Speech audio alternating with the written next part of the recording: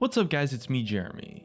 There's been a lot of cases in League of Legends where a champion or just anything in the game really becomes super overpowered seemingly out of nowhere, and it can be really hard to figure that out. You know, players might look at the patch notes expecting to see a list of buffs to the champion, and then it's pretty confusing when there's actually no obvious changes involved. And it's kind of a common misconception that the champion must have been a sleeper pick that maybe was already strong and just nobody realized it. But actually this is very rarely the case. Today I wanted to talk about how and why a champion can become overpowered seemingly out of nowhere without receiving any actual direct buffs. Hopefully this will give you guys a little bit of a fresh perspective on how to notice what the next meta picks could be, and really just how the meta kind of works as a whole. And if you enjoyed the video, leave a like on it or let us know in the comment section below, and be sure to subscribe for more videos. So there are actually a few different ways for champions to suddenly become highly contested picks even without Riot changing them directly. Probably one of the most common ones is all about what I kind of call counter pick relevancy, where buffing or nerfing one champion will have sort of a parallel effect on other champions that are particularly strong or weak against that original champion that was buffed. One example from the current meta is Quinn in the top lane, who's currently at around a 54% win rate, the highest of any top lane champion at the time of making this video. Quinn has always been quite a strong top laner, but this isn't really due to any buffs or changes on Riot's behalf. In fact, she's one of the only AD carry champions in the game untouched by the recent changes. Instead, Quinn's current dominance actually originates from the initial nerfs to tank champions. Riot worked pretty hard to diminish the tank meta that players had been complaining about, and in doing so, they helped bring back bruiser top laners into the meta, as they provided that extra bit of damage that tanks were now lacking. And Quinn, of course, is an amazing counter to bruiser champions thanks to her vault and kiting ability. This puts her back on the top of the food chain in the top lane meta. And this is essentially an example about how changes to one group or even just one individual champion can significantly change the strength level of an entirely different area. Tanks got nerfed, which made bruisers as a result the better picks and more popular, but having more bruisers in the top lane actually is a buff to Quinn because it allows her to become more overpowered and dominate the top lane without any buffs to her own gameplay, because now she'll be in a favorable matchup in lane significantly more often. And this works both ways. If you buff one champion that counters another, you'll start seeing way less of that second champion. However, if you nerf a champion that is keeping another down by acting as a hard counter, you'll see that other champion become a lot stronger again. The key here is not necessarily that the counter pick being nerfed or buffed has a major effect on the gameplay, it's more so the effect it has on the popularity of that type of pick. So for example, if a champion gets buffed, they will pretty much always become more popular. If they get nerfed, they'll become less popular. And it's sort of that popularity that has a really big effect on the meta in general. Another factor that can often bring champions into the spotlight without any direct buffs is the emergence of a new strategy or a new team composition. When an effective new strategy is discovered, perhaps by professional teams or maybe even just high elo players, you'll quickly see very specific champions become popular simply because they're a key part of that strategy. These strategies can maybe pop up because of buffs, nerfs, or other game content changes, but a lot of the times all it takes is just someone coming up with a clever way to use an existing game mechanic. Once the strategy is used against them, players will often feel like that particular mechanic is super overpowered, even if it wasn't considered to be strong before the strategy was discovered, simply because it's so new and they have no idea how to play against it. A great example of this was maybe the level 1 Bard invade strategy used in the Spanish League a few years ago by KIYF Logitech in one of their games against G2 Vodafone. The KIYF side started Bard with his magical journey ability, using it to quickly traverse bot lane and get into a position without ever revealing their location on the map. KIYF then used magical journey a second time to sneak their way into the bot lane tribush, with the tunnel allowing them to do so without being spotted out by the enemy team or their towers, while also reaching the position very quickly. and this resulted in an easy first blood, allowing them to recall, pick up some extra health potions, and head back into lane, ready to start the game with an advantage that took little to no risk and really was just a result of clever planning. Of course, they went on to win the game, probably not only because of that first invade, but it definitely helped them dominate the early game, which of course allowed them to eventually close it out.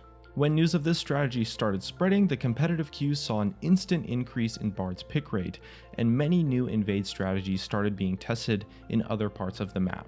There were even calls to nerf Bard's magical journey ability to stop it from happening, which is a perfect example of just a champion seemingly becoming overpowered without any actual changes at all.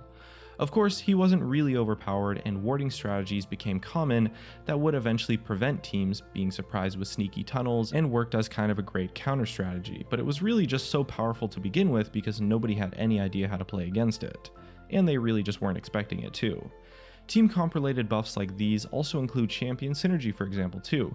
If you buff maybe aggressive, sort of peel heavy supports like Nami or Lulu, you'll likely start to see champions that work really well with them, like maybe Vayne or Kog'Maw, start to become OP because the laning phase will become easier for them. Vayne isn't really ever considered to be a bad champion thanks to her snowball potential, so buffing supports that allow her to stay alive and pick up early kills can quickly make her overpowered, even without any actual changes to Vayne herself. Tying into our previous one a little bit, another way for a champion to suddenly become overpowered out of nowhere is a drastic meta shift. When specific team compositions become popular, the way an individual champion performs in that meta can have a major effect on their overall strength as a pick. One of the classic examples of this, which has proved to be true time and time again, is the strength of hypercarry AD carries in tank metas. If tanks are able to soak up a ton of damage and build a ton of health without really sacrificing all that much damage, it really encourages teams to pick 2, 3, sometimes even 4 tanky champions, one in each role oftentimes. This bulky team composition makes them seriously difficult to kill, and they still can pack a ton of damage, which allows them to utterly crush enemies in teamfights, basically if you're just in a tank meta. However, it also provides an opportunity for these tank busting hypercarries like Kog'Maw, Vayne once again, to start dominating the meta. In response to that really tanky lineup, you'll see teams pick Kog'Maw with a few champions that can buff him or peel him, along with maybe their own tanks to start initiating. Since Kog'Maw is amazing at shredding tanks with his % health based damage, and the tanks oftentimes won't be able to reach him thanks to the protection of his team, they're totally helpless against it, and as a result, Kog'Maw has now become a very strong pick in a tank meta. On the other hand, more versatile and dynamic AD carries like maybe Ezreal become a lot weaker in that same tank meta. Generally, Ezreal likes to fight single targets, play the poke game, kite here and there, but he oftentimes just doesn't have the ability to shred tanks, so he can really suffer sometimes in tank metas. As you can see, this all kind of works based around a champion's own relevance or performance in the meta, their ability to counter it or play around it or even just play with it, and other factors such as ally team compositions. All these add together to give a metric of how well a champion can perform in the new meta, and that can lead to some pretty overpowered discoveries. You know, these meta shifts can be caused by a lot of different things. New items, runes, jungle monsters, all sorts of stuff. Any champion that can take advantage of a shift is going to become a lot stronger overall. As we kind of explained at the start, counter picks play a really big role in this too. Our example with Kog'Maw and tanks is good proof. New tank items might make tanks in general stronger, but Kog'Maw is a great counter to tanks.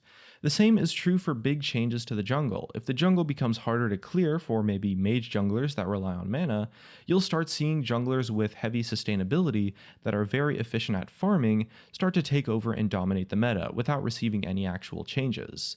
Since that incentivizes players to spend longer time farming, champions that are usually really weak to ganks as well in the early game are actually going to start being played a lot more, and without that core weakness they can become overpowered too.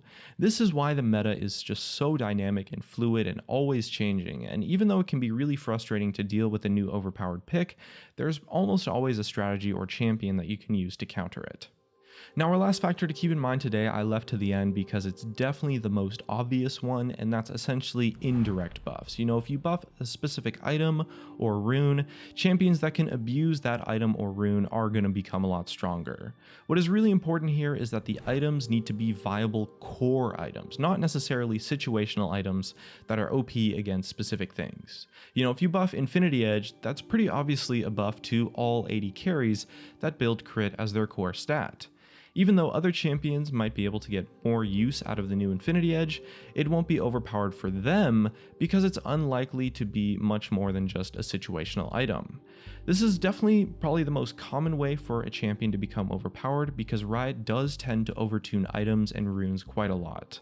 For example, consider Wukong, who has been mostly unchanged for multiple seasons, yet right now he actually has one of the highest win rates of any champion in the game, and the reason for that is simply due to the buffs to the lethality items like Duskblade of Drakthar. Wukong's Bruiser kit allows him to make great use of the damage and lethality. His focus on abilities for damage gives him a lot of value from the cooldown reduction too, and his decoy ability allows him to easily proc the Night Stalker passive.